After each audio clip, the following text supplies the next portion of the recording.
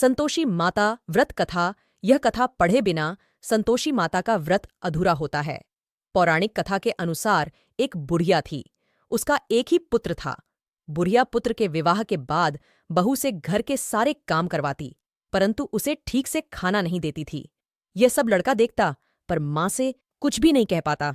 बहू दिन भर काम में लगी रहती। काफी सोच विचार कर एक दिन लड़का माँ से बोला, माँ, मैं परदेस जा रहा हूँ। माँ ने बेटे को जाने की आज्ञा दे दी। इसके बाद वह अपनी पत्नी के पास जाकर बोला, मैं परदेस जा रहा हूँ, अपनी कुछ निशानी दे दो। बहू बोली, मेरे पास तो निशानी देने योग्य कुछ भी नहीं है। यह कहकर वह पति के चरणों में गिरकर रोने लगी। इससे पति के जूतों पर गोबर से सने हाथों से छाप बन गई। पुत्र के जाने बाद सास का बहू पर अत्याचार बढ़ते गए। एक दिन बहू दुखी हो मंदिर चली गई। वहां उसने देखा कि बहुत सी स्त्रियां पूजा कर रही थीं। उसने स्त्रियों से व्रत के बारे में जानकारी ली तो वे बोलीं कि हम संतोषी माता का व्रत कर रही हैं।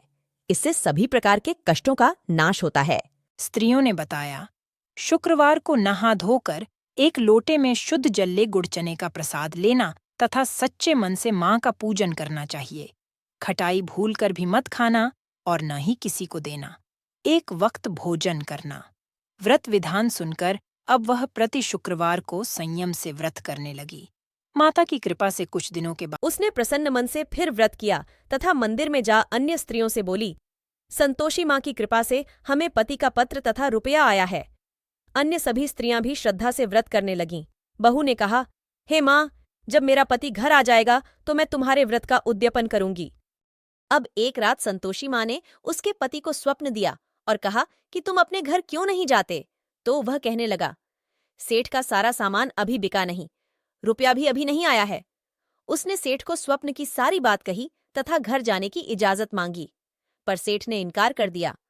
माँ की कृपा से कई व्यापारी आए, सोना चांदी तथा अन्य सामान खरीद कर ले गए।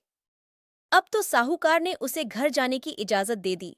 घर आकर पुत्र ने अपनी माँ व पत्नी को बहुत सारे रुपए दिए। पत्नी ने कहा कि मुझे संतोषी माता के व्रत का उद्यापन करना है। उसने सभी को न्योता दे उद्यापन की सारी तैयारी की। पड़ोस की एक स्त्री उसे सुखी देख ईर्ष्या करने लगी थी। उसने अपने बच्चों को सिखा दिया कि तुम भोजन के समय खटाई जरूर मांगना। उद्यापन के समय खाना खाते खाते बच्चे खटाई के लिए मचल उठे, तो बहू ने पैसा देकर उन्हें बहलाया। बच्चे दुकान से उन पैसों की इमली खटाई खरीदकर खाने लगे, तो बहू पर माता ने कोप किया। राजा के दूत उसके पति को पकड़कर ले जाने लगे, तो किसी ने बताया कि उद्यापन में बच्चों ने पैसों की इमली खटाई खाई है, तो बहू ने पुनः व्रत के उद्यापन का संकल्प किया।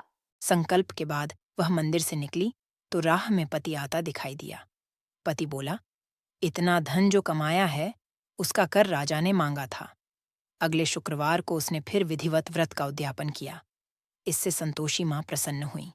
9 माह बाद चांद सा सुंदर पुत्र हुआ। अब सास, बहू तथा बेटा माँ की कृपा से आनंद से रहने लगे।